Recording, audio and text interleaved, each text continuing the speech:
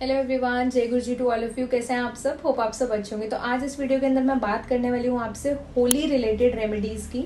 जैसे कि आप लोग जानते हैं होली आ रही है और कुछ रिचुअल्स जो हम इस पीरियड में करते हैं वो हमें काफ़ी ज़्यादा फ्रूटफुल रिजल्ट्स देते हैं।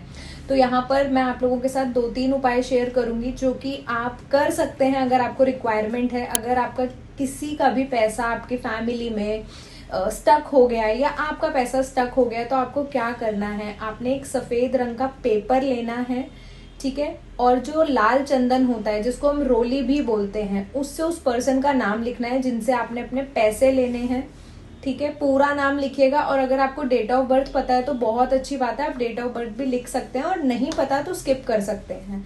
नाम तो लिखना ही है। इसके साथ ही आपने 11 गोमती चक्र लेने हैं और थोड़ी सी फिटकरी लेनी है। ये आपने उस पेपर को, सपोज आपने उस पेपर को ऐसे फोल्ड करके टुवर्ड्स यू, अपनी तरफ आपने फोल्ड करना है और इसको पोटली सा बनाकर, पैकेट बनाकर, ठीक है, आपने ये होलिका दहन में जलाना है।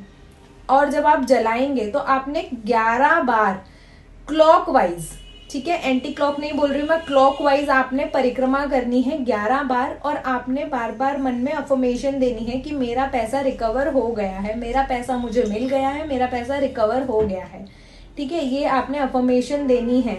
उसके बाद जब आप अपने घर आएंगे तो मेक श्योर कि आप बाहर ही हाथ पैर धोकर आए, और प्लीज पीछे मुड़कर आपने नहीं देखना है।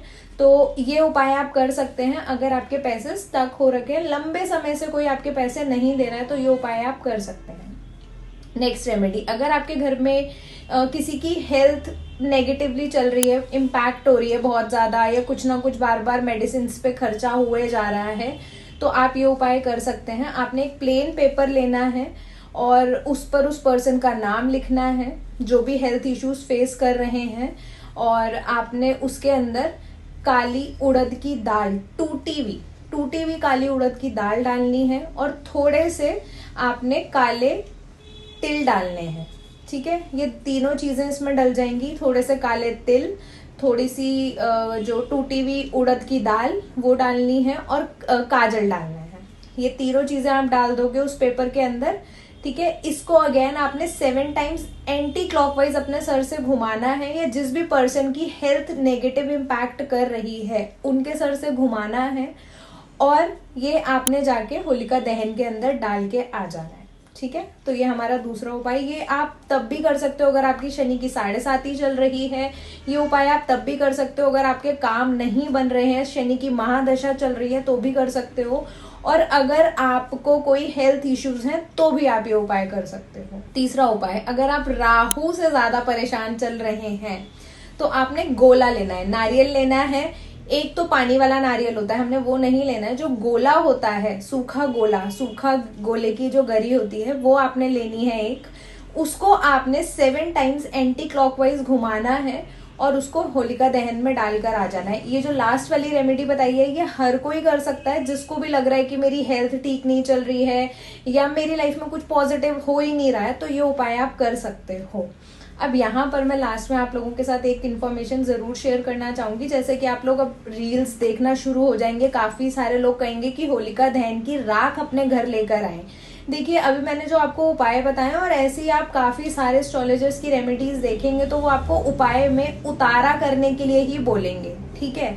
तो जब हम उतारा करेंगे तो हम वो राख अपने घर नहीं लेकर आते हैं। प्लीज उस राख को अपने घर मत लाइएगा। अगर आपके यहाँ पर जैसे कुछ जगहों पर आज भी पूजा की जाती है प्रॉपर, ठीक है, थाली के साथ प्रॉपर पूजा की जाती है, तो वहां अगर आपको पता है कि कोई उतारा करके कुछ नहीं डाल रहा है, क्योंकि मैं जहाँ रहती हूँ, मैं दिल्ली में रहती हूँ, तो दिल्ली में तो बहुत लोग उतारा कर करके ही जहाँ होलिका दहन होता है वहां पर वो चीजें डालते हैं। तो मैं सबसे रिक्वेस्ट करूंगी कि आप लोग वहां से तो बिल्कुल राख मत लेकर आना, क्योंकि वहां पर कोई पूजा नहीं हो रही है, सब अपनी नेगेटिव एनर्जीज को ही वहां पर बर्न करने जा रहे हैं, ठीक है। तो जहां पर पूजा वगैरह वाली चीजें हो रही हैं वहां से आप राख लेकर आ सकते हो, बट जहां पर उतारे कर करके हम लोग चीजें बर्न कर रहे हैं वहां से राख नहीं लानी है। प्लीज भेड़चाल फॉलो मत करना, अपने घर में राख मत लाना, क्योंकि मेरे पास लास्ट 2-3 ईयर से जो फीडबैक्स आ रहे हैं वो लोग राख लेकर आते हैं और उसके बाद उनके घरों में लड़ाई झगड़े,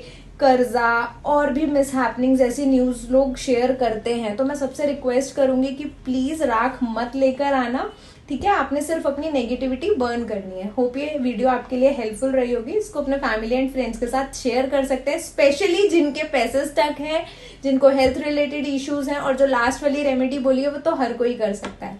thank you so very much. जय गुरु जी।